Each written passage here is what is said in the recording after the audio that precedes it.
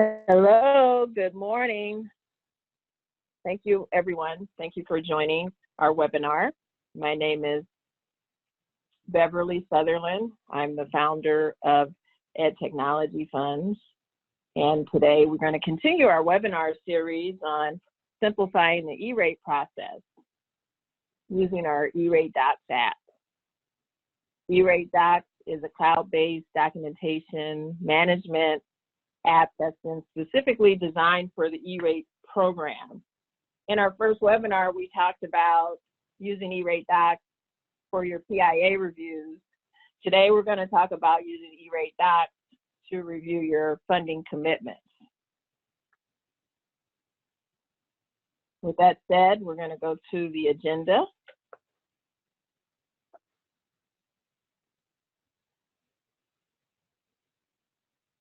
With the funding commitments, we're going to specifically, go into what they are, what happens once they're approved.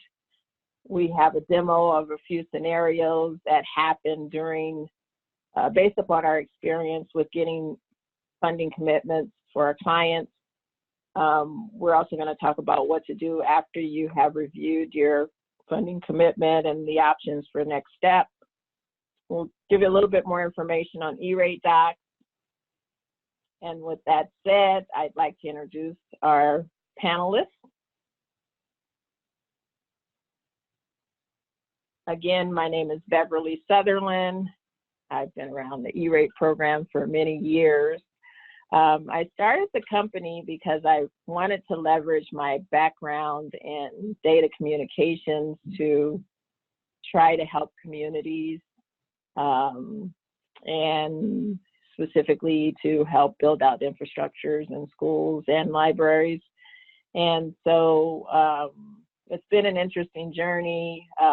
Every piece of my background has been used in helping get funding for our clients and to, try to help things become a little bit easier.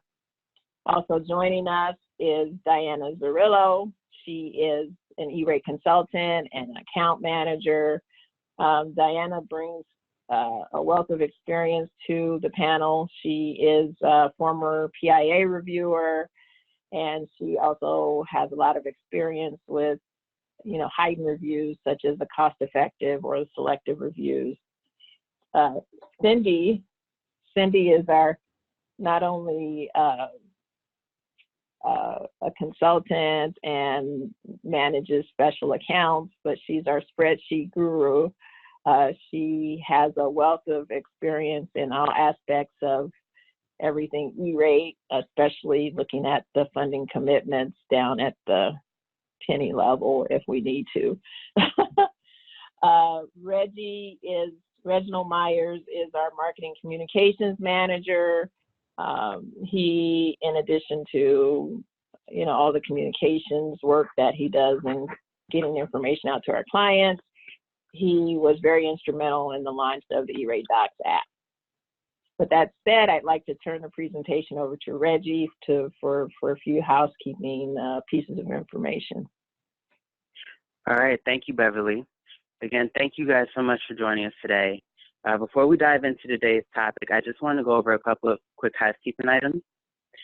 When you go to the bottom of your screen, you will see an option for Q&A, which will open the Q&A dialog box. We encourage you to ask any questions that you have throughout the webinar in that box, and we will answer as many of them as we can at the end of our webinar during the Q&A section.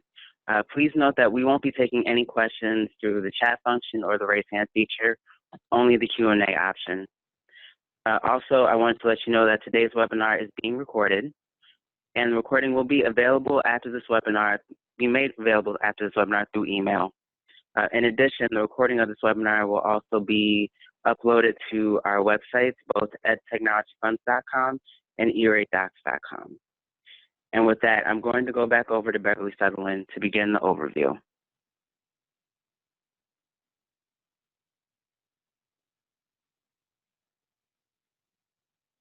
Thanks, Reggie. Again, thank you for joining our webinar series on simplifying the E-rate program using our ErateDocX application.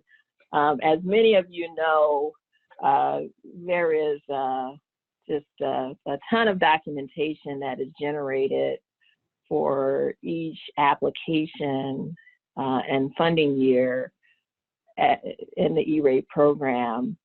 And in addition to all the forms and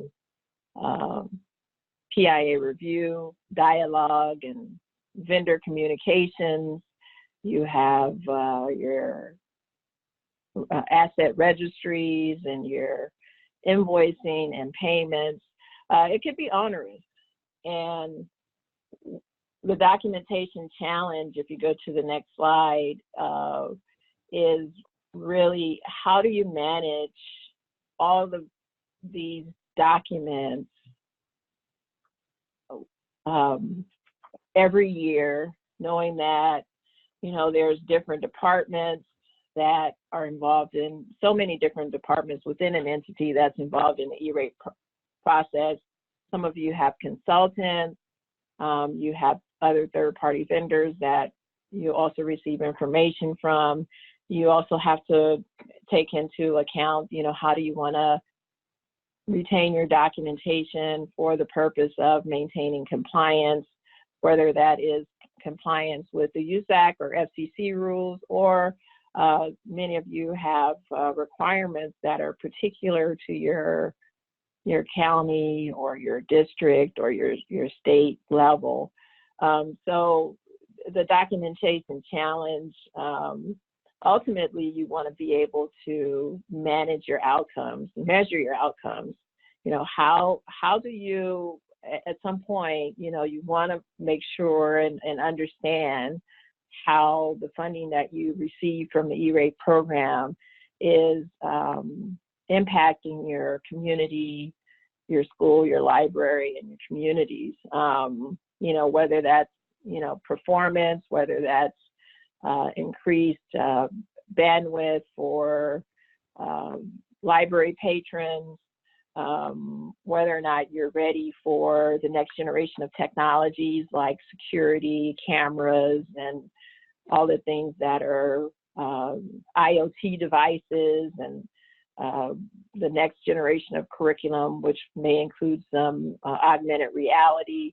So all of these things are involved in the documentation process, and we have specifically designed the ErateDocX app to be able to allow you to do those things.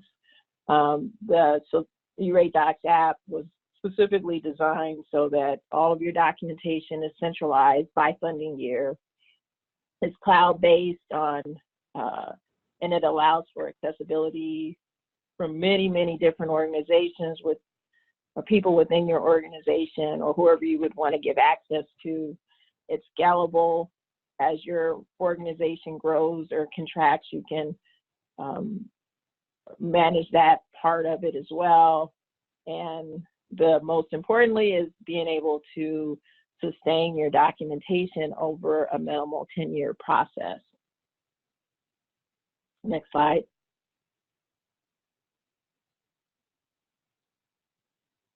So with the ErateDocX app, we actually have it organized by category, whether it's vendor contract or competitive bidding.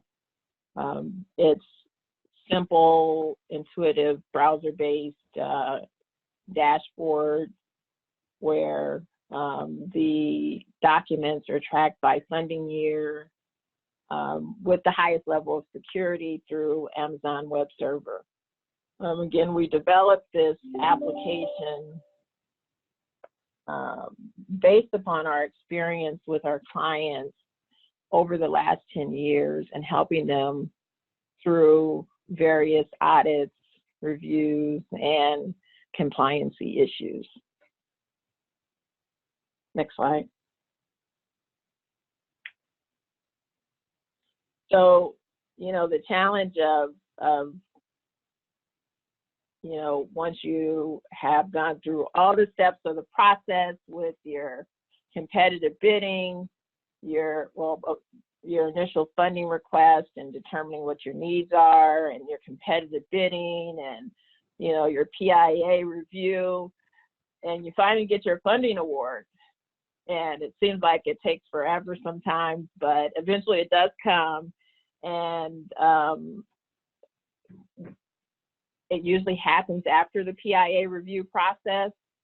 For those of you who were on our first call, PIA stands for Program Integrity Assurance Review. It is the part of the process where they really look at all your contracts and eligibility of your entity, as well as the eligibility of the product or services that you're requesting funding for. So it's a very detailed part of the process where they review all the specifics of your funding request. Once you're done with that, then the funding commitment is awarded usually. A notification is sent to both your organization as well as the service provider. And the funding commitment will show you what the funding decision is, how much was awarded on a post-discount basis, whether or not the funding request was modified from what you originally requested, and then what the next steps would be for actually utilizing the funding. Note that all commitments are really, you know, contingent on the application being E-rate, you know, compliant with the E-rate program. So with that said, I'd like to turn the call over to Diana. Thank you, Beverly. Okay, so the first thing I would like to discuss is why review your FCDLs. Changes can be made to your application during PIA review that you either requested or the reviewer made themselves, and you want to be sure that they're accurate. Then there are some applications that are not reviewed by PIA and are approved with a generic FCDL that says approved as submitted. You want to check your FCDL and match it to your documentation that you have for your FRNs and your discount information, just to be sure everything matches and nothing was misfiled. Then we have the instance where EPC has some system errors. Some of you may have been affected by it, but a few years back, it went and changed the service start dates to July 1st, 2016, when we were in funding year 2017. And a lot of FRNs were committed like this. So when it came time to invoice, there was an inappropriate service start date on the FRN. So you always want to check and review your FCDL to make sure everything that you see on the FCDL matches your records perfectly. So I keep referencing your records when I'm telling you the importance of reviewing your FCDL.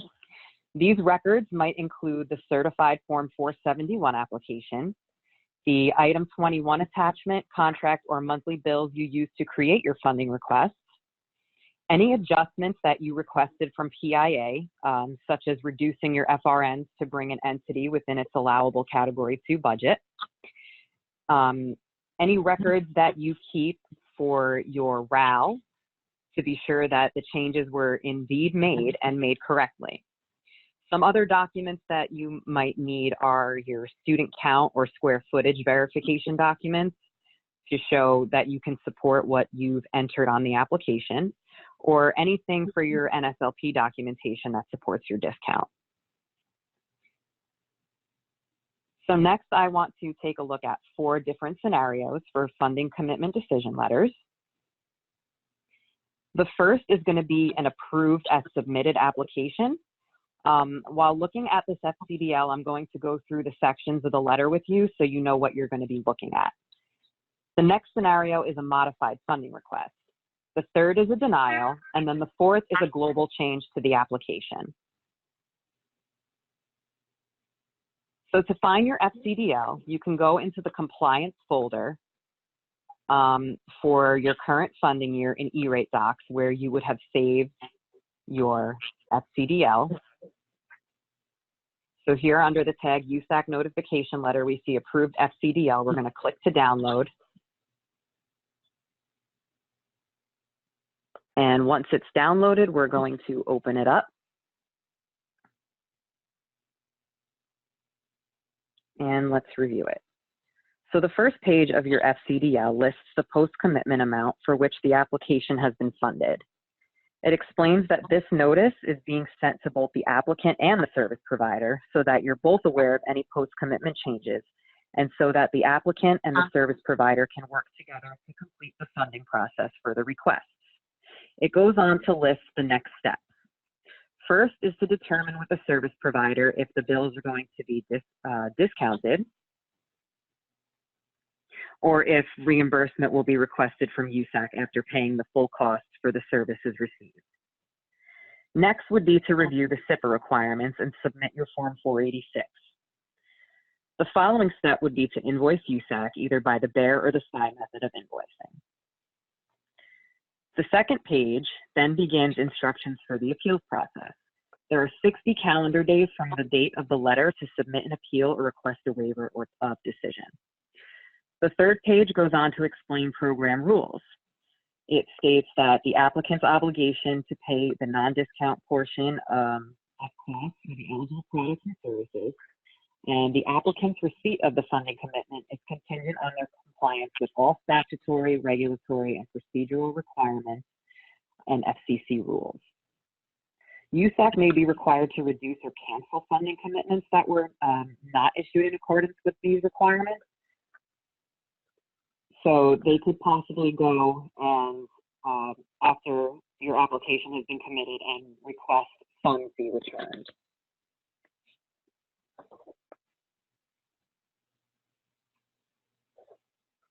Next is the funding commitment overview page. Any global decisions made on the application, like changes to discount, changes to student count or square footage, or even a canceled application will show up under the application comments for FCC Form 471 section. Here you can see it says the applicant did not submit any route corrections. Underneath that is the funding commitment decision overview.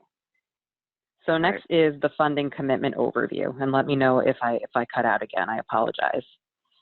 No problem. Any global decisions made on the application, like changes to discount, changes to student count or square footage, or whether or not your application was canceled, will be listed under the section that says application comments. Any FRN changes are going to be listed under the funding commitment decision overview. This shows the funding request number, the service provider name, the amount that you requested and the amount that was committed, and then the status of the funding. So here you can see that the amounts requested and the amounts committed are the same, and the status says funded. The following pages will show a page for each FRN that you filed for, and it will break down all of the information on that funding request, how many months of service, your eligible or ineligible costs, your discount rate, and what your committed amount would be. It also gives you date information like your service start date, your contract expiration date, your service delivery deadline, and all your service provider information. The very important part of this is going to be under funding commitment decision comments right there at the very bottom. It says MR1 so that you can find what I'm looking at, approved as submitted. So this is the spot where any review, PIA reviewer changes or heightened scrutiny reviewer changes are going to be listed. So if your FRN was modified, if anything was ineligible, it's going to tell you that right in this section. So now that we've looked over the FCDL, let's take a look at the other examples. We're going to look at next a modified funding request. So we'll find our modified funding FCDL here in ErateDocs, and we'll download and open.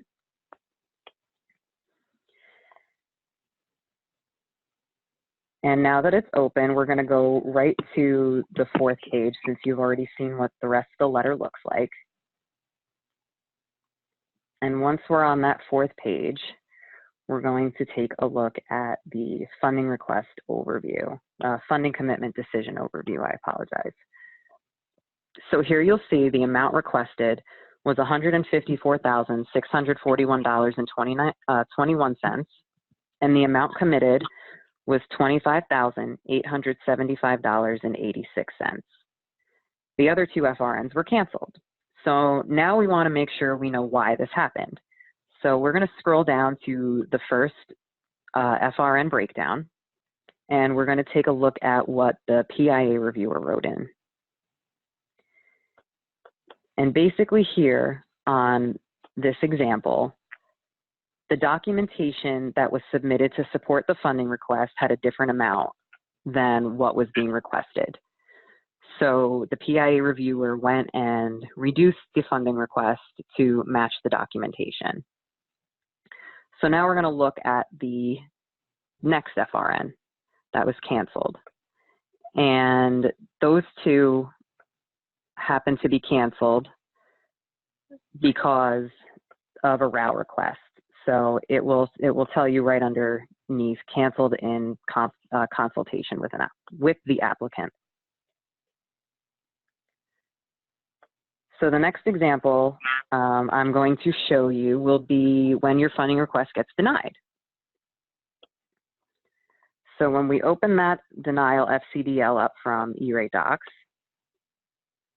we're going to take a look at the very first page. So basically on the first page, you're going to see that it was committed for $0. So when you go down and you look at your funding commitment decision overview page, you're going to see that the amount requested is there, but it was funded for $0, and it'll say denied where the status was saying funded before. And when you go and you check the FRN page and you look under the funding commitment decision comments, it's going to tell you why it was denied. And this particular example that we had, it was denied because the services were deemed to be ineligible during the PIA review. So let's try to open up our global change to an application FCDL and see if we can get that working.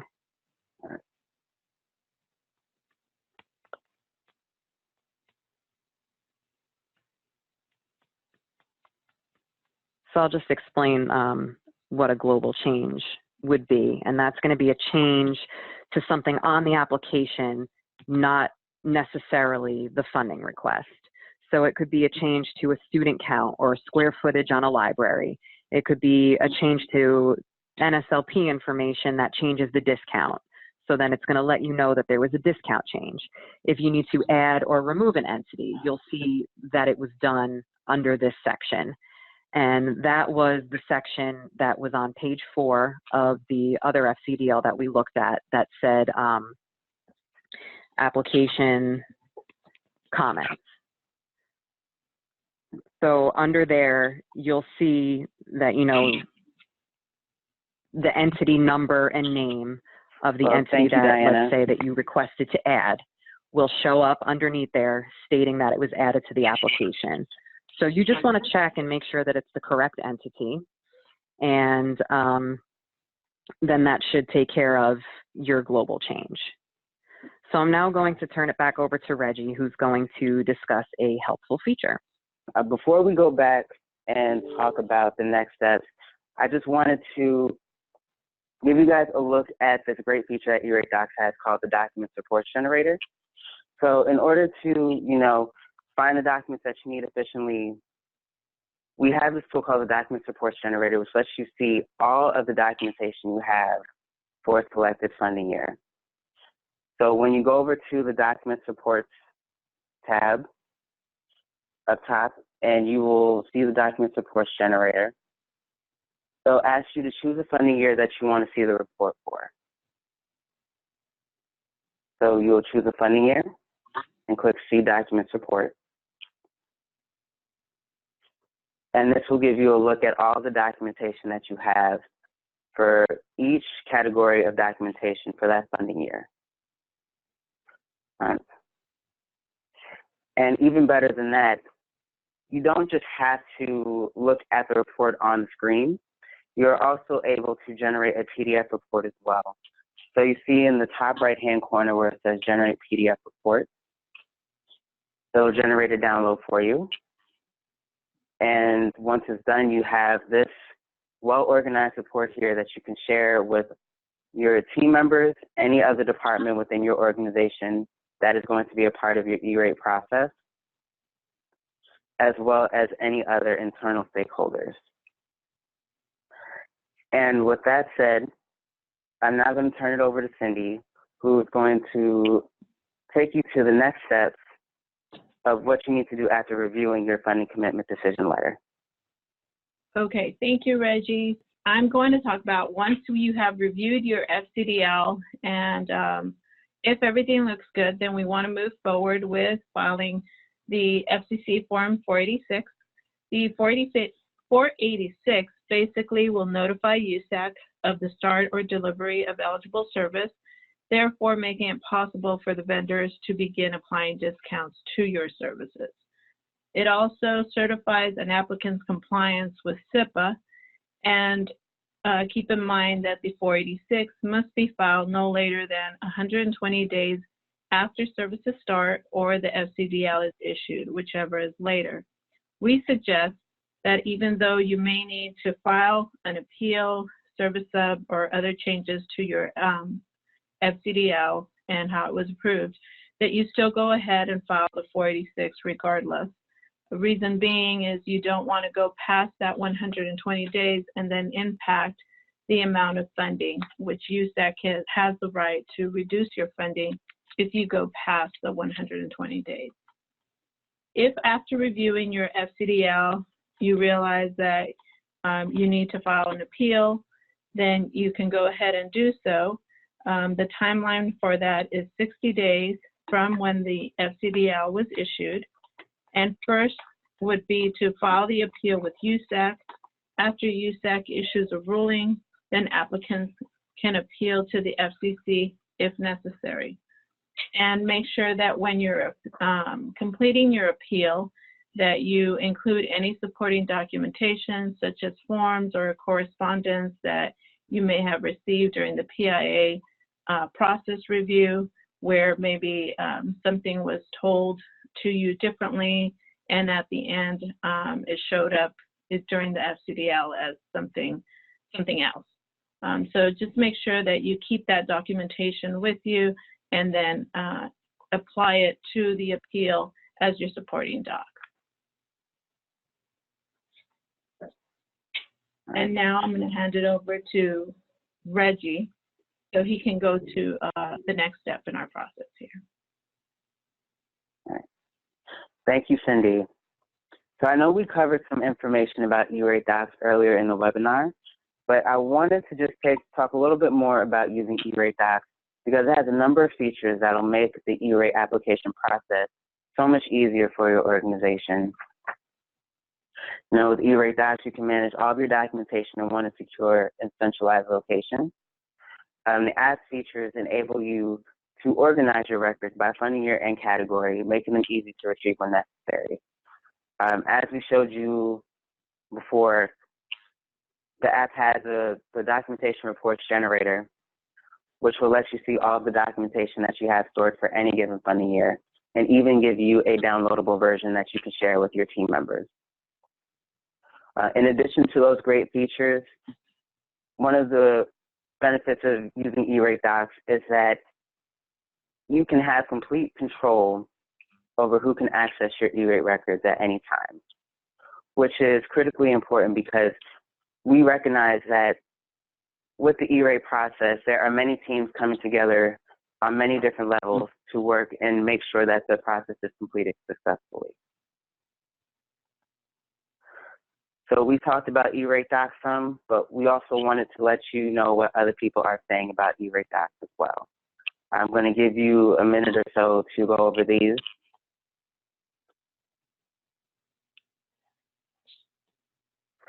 You'll notice that the first one says, you know, as the only person who is responsible for E-rate at my school, ErateDocs has made the E-rate program much more manageable. As well as you'll also see from the school district IT director or larger school district who works with consultants is saying, you know, the initial setup and login process was really easy, and now they can officially review and retrieve copies of the documents that were uploaded by their consultant.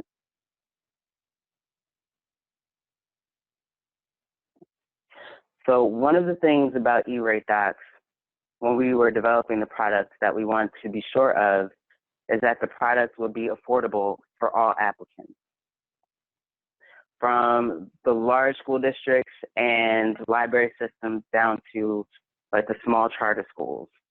So with that, we are happy to announce that the ErateDocs Basic Plan is free for all applicants.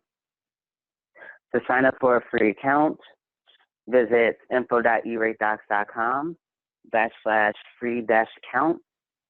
Again, that's info.eratedocs.com/free-account. Once we have your information, we will set the account up for you and give you the information that you need. And if you have any questions or concerns, or if you want to get a demo of the product, then please feel free to email me. My email address is rmyers@edtechnologyfunds.com. One more time, that is rmyers, M-Y-E-R-S, @edtechnologyfunds.com. And so with that, it is now time to answer your questions. We're going to try and get to as many as we can before we have to start wrapping up. Any questions that we're not able to answer during this Q&A, we will answer through email. All right, Beverly, so what is our first question? Now we have a few questions. The first one was, it's really hard to hear Diana. And I hope that we were able to, you were able to hear most of what she had to say. Again, we apologize for some of the technical difficulties. It turns out some of these apps, webinar apps, are a little glitchy, but hopefully you were able to hear most of what she had to say. The next question I have is E-rate 80/20 or 80/15?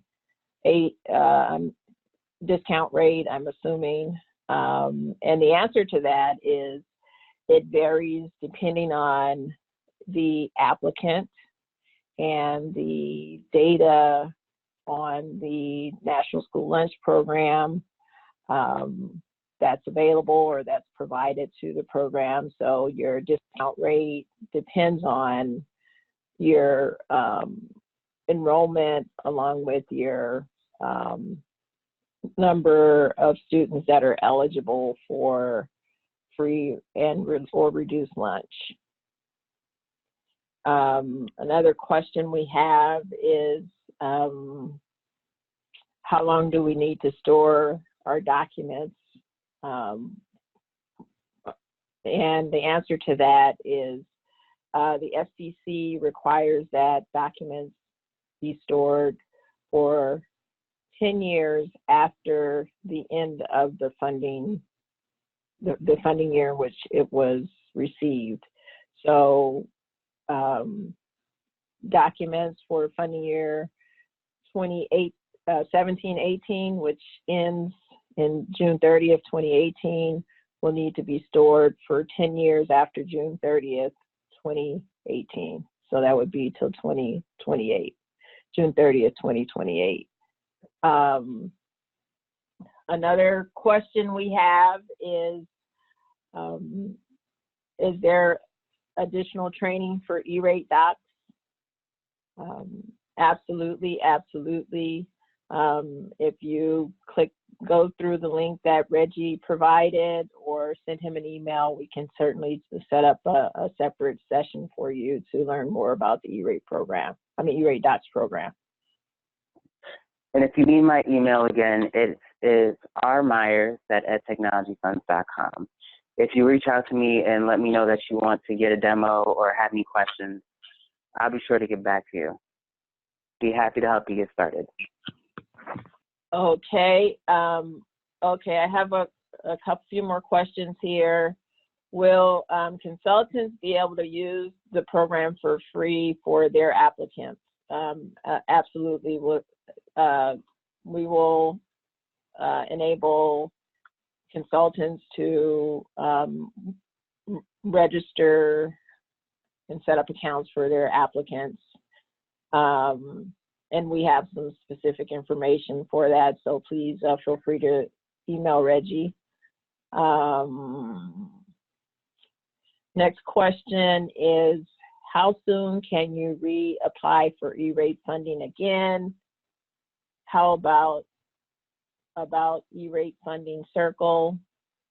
Not quite sure what the E-Rate Funding Circle is, but the E-Rate program application cycle, some organizations may start applying for funds as early as submitting their 470s for funding requests and starting their competitive bids as early as July of this year.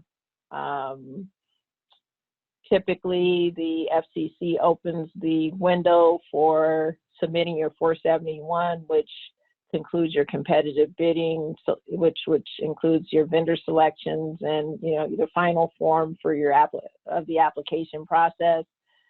Typically, the FCC opens that window in January. So even if you start your Form 470 in the summer, you will have to wait till January to complete the process after the funding window has been open. We do have another question, lots of questions this morning, which is great.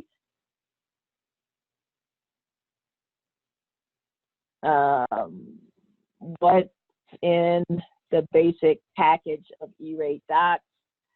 So the basic plan, the free plan, would be access to the ErateDocX app for everything that you saw today, including the documents generation report, unlimited storage, unlimited users, and it can easily be set up with going to the link that Reggie provided. Any anticipated E-Rate budget impact? We are hopeful that we'll get some guidance on any changes or increases in the Category 2 budget. Right now, we don't have that guidance. There's several petitions out there to increase the budget, as the initial funding over the first 5-year period was not sufficient for many organizations. And so we're hopeful that, very soon we'll have some traction with regards to the E-Rate budget. We know that the FCC is looking at, extending whatever funding that's still available. If you haven't used up all your budget, rolling that over into the next 5-year window. But what we're also hopeful for is that more money is put into the budget to accommodate some of the shortfalls that are with some of the entities. All right, Beverly, I think we have time for one more question. There's one more question. Will you provide demos to use product? Absolutely. Please reach out to Reggie, or send an email to Reggie, or complete the form that's on the link that's provided on the presentation. Again, Reggie will email you a copy of a link to the webinar along with the link for signing up if you're interested. All right, great. Well, that wraps up our Q&A portion. You guys had a lot of great questions. Thank you so much. All right, so with that, we are now coming to the end of our webinar. We'd like to thank you all again for attending. We hope you learned a lot today and that you found this information helpful. If you want to get started with your free ErateDocs account, the URL is info.eratedocs.com/free-account. Again, that is info.eratedocs.com/free-account. And if you have any questions or concerns, if you would like to see a demo, then please do not hesitate to contact me. One more time, my name is Reggie Myers, and my email address is rmyers@edtechnologyfunds.com. Again, that is rmyers, M-Y-E-R-S, @edtechnologyfunds.com. And with that, we hope you all have a great rest of the day. Take care.